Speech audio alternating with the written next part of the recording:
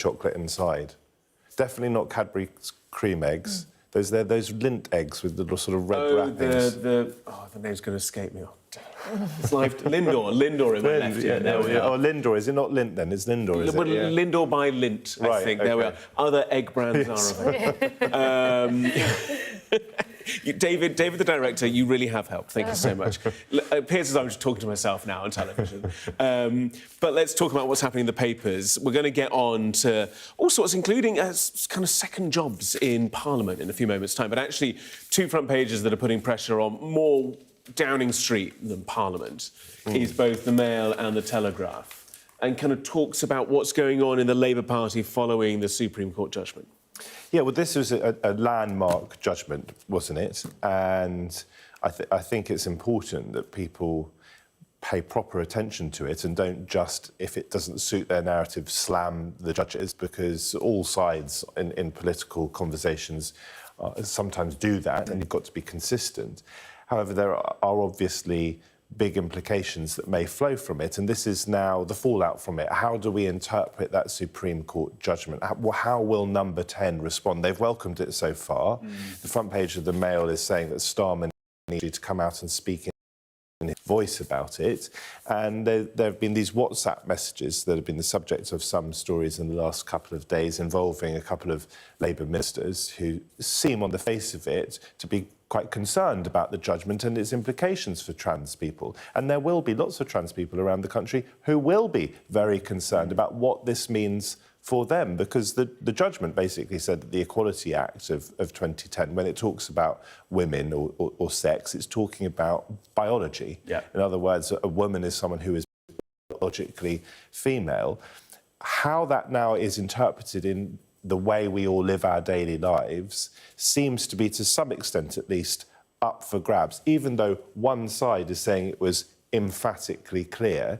And there are question marks now about the Equality and Human Rights Commission, how they will now issue guidance about what this judgment means.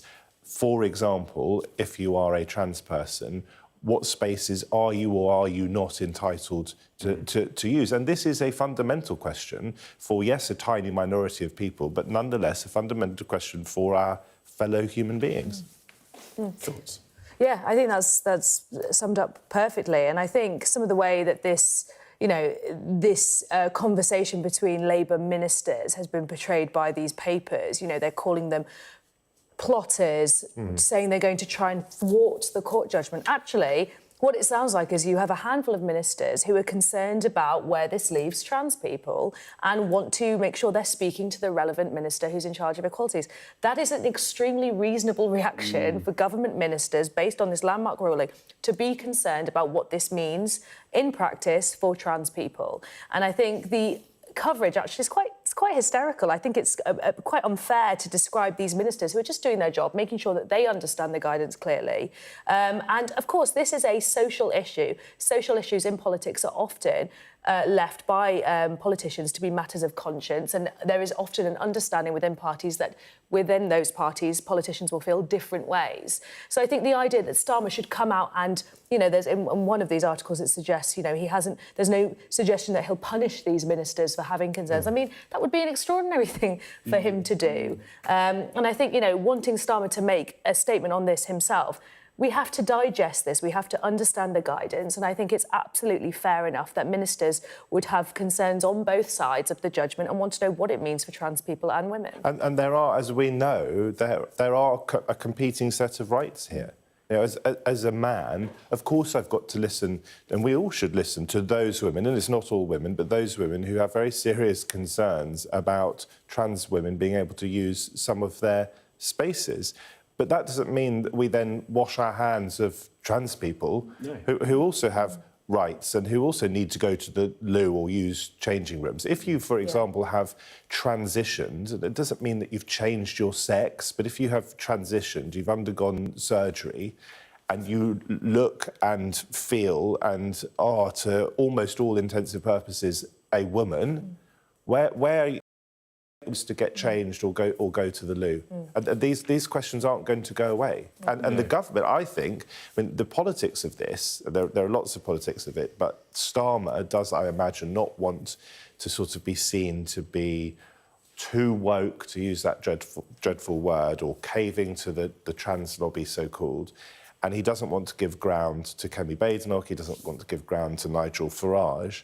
But he also is our Prime Minister, and there is also a very vulnerable minority of people in this country who need to be protected, right? Yeah, and if you're going to be a government for all, then you have the discussions about how you govern and look after all, and they will hopefully be acutely aware of the very sad reality of the level of mental health challenges and suicide amongst the trans community, often born out of what happens in the media, in the press, on social media, and the stigma and hatred and vitriol that's directed in many of those individuals. It should be possible to have this conversation, I hope and think, without the toxicity.